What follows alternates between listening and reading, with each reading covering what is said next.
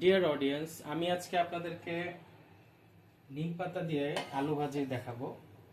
তো আমার আইটেম হচ্ছে আলু আছে, এখানে পেঁয়াজ আছে, বেগুন আছে, কাঁচামরিচ আছে। আগে এই জিনিসগুলোকে আমি একসাথে ভাজবো। আমি আলাদা আরেকটা চুলাতে আমার নিম পাতার কাজ চলছে। তো নিম পাতা অনেক উপকারী। আপনার ইউটিউবে যদি নিম পাতা নিয়ে একটু সার্চ করেন বা যে কোনো নেটে সার্চ করেন, বই পড়েন, নিম পাতার কী কী উপকারিতা আছে সেটা আপনি দেখতে পাবেন। নিম পাতার উপকারিতা বলে শেষ করা যাবে না। স্টমাকের জন্য ভালো, লিভারের জন্য ভালো, আর বেশি খাওয়া ভালো না। তো এই ভিডিওটার শুরুতে আমি আমার একটু ভুল হয়েছে। পেঁয়াজটা, মরিচটা আগে তেলে ভেজে নেওয়া উচিত ছিল, পরে বেগুন দেওয়া উচিত ছিল। তো প্রথমে আমি এটা ভেজে কিছু সময় রেখে দিব, আর আলাদা একটা পাত্রে আমি নিম পাতা নিব। নিম পাতাটাকে আমি হালকা জিরা এবং সরিষা দিয়ে ফোড়ন দিতে হবে। ফোড়ন দিয়ে এটাকে ভাজতে হবে। হালকা যখন ক্রাঞ্চি হয়ে যাবে নিম পাতাটা, এই নিম পাতাটার সাথে আমি এই ভাজিটা একসাথে মিক্স করব। এটা ম্যানুয়ালি করা হবে। তো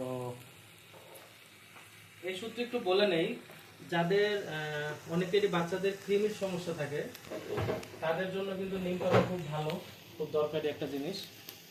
তো নিম পাতার বড়ি বানিয়েও তারা খেতে পারে।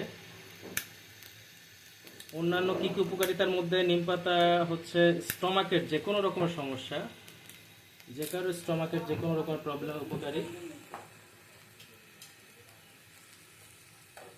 তো এখানে হচ্ছে সয়াবিন তেলে জিরা একসাথে দেওয়া হয়েছে, আর সর্ষে দেওয়া হয়েছে, এর উপরে নিম পাতা দেওয়া হয়েছে। এই নিম পাতাটা হচ্ছে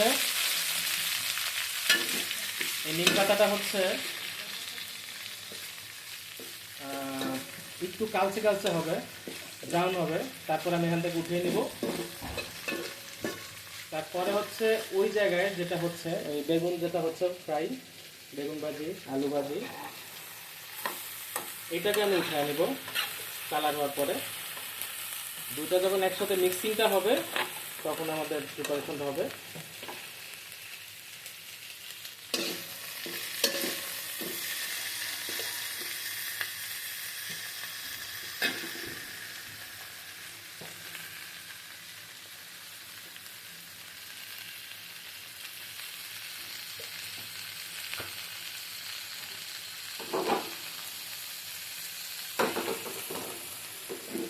ভাজিটাতে আনকোরা রাঁধুনিদের যেটা হয়, ভাজিটাতে তেলের অভাব ছিল, এই জন্য ফ্রাইটা হচ্ছিল না। তেল দিয়ে নিয়েছি। তো যেটা বলছিলাম, নিম খাওয়াটা আসলে কঠিন ব্যাপার। কেউ যদি খালি নিম খেতে পারে তাকে অবশ্যই পুরস্কার দেওয়া উচিত। আর একই সাথে এই নিমটাকে একটু সহজ করে দেওয়ার জন্যই এই দুই রকম সিস্টেম করা হলো।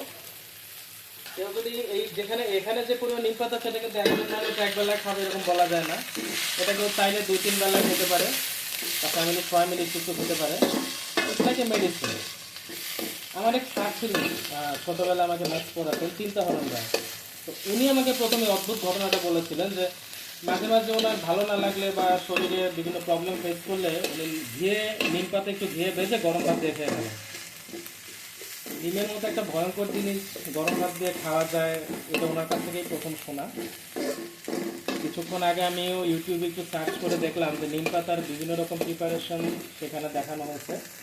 তো ভিডিওতে যেটা দেখলাম যে নিম পাতাটা হচ্ছে করকরে হয়ে যায়, করকরে হয়ে যাওয়ার পরে বেশ কালচে কালচে হয়ে যায়। তারপরে এই বেগুনটা যেটা আলাদা ভাজে, আর এখানে নিম পাতা যেটা ভাজে, এই দুটো একসাথে মিশিয়ে দেওয়া হয়। তো আমি প্রিপারেশনটা শেষে কীরকম দাঁড়ালো এটা নিয়ে আপনাদেরকে ছবিটা বলবো। আপাতত ভিডিওটা এখানে। বন্ধুরা, আপনারা ভিডিও শুরুতে দেখেছেন দুটো আলাদা পাত্রে ভাজিটা হচ্ছে। এখন আমি নিম পাতাটা এটার সাথে মিশিয়ে দিয়েছি। আমার তেল একটু কম হয়েছিল, তেলটা পরে আমার সহধর্মী অ্যাড করে দিয়েছেন। ইভেন আমি লবণ অ্যাড করতেও ভুলে গিয়েছিলাম, সেটাও উনি অ্যাড করে দিয়েছেন। আলটিমেটলি দেখতে কিন্তু আমার কাছে খুব সাকুলেন্ট একটা জিনিস মনে হচ্ছে। যারা জানেন না তাদের বলছি সাকুলেন্ট মানে হচ্ছে সুস্বাদু। তো এই গরমকালে দুপুরবেলা আসলে ঘেমে আমি নিয়ে উঠছি, তার জিনিসটা কিন্তু আলটিমেটলি ফলটা যেন ভালো হয়। আর যারা নিম পাতা খায় না তাদের জন্য আমার মনে হয় জিনিসটা একটু ভালোই হবে। তো পুরোটা খাওয়ার কেউ চেষ্টা করবেন না, একবেলায় খাওয়ারও চেষ্টা করবেন না। চাইলে আচারের মতো ফ্রিজে রেখে দিতে পারেন, ফ্রম টাইম টু টাইম আপনারা খাবেন। আমার নিম পাতা এবং আলু বেগুনের প্রিপারেশন হয়ে গেছে। আমি দেখেছিলাম নিম বেগুন এবং নিম আলুর প্রিপারেশন। তো আজকে হচ্ছে যেটা করলাম, বেগুন আলু নিম সাথে কাঁচামরিচ পেঁয়াজ সব মিলিয়েই একেবারে প্রিপারেশন। তো সবাইকে অনেক ধন্যবাদ সময় নিয়ে দেখার জন্য। আপনারাও ট্রাই করে দেখতে পারেন।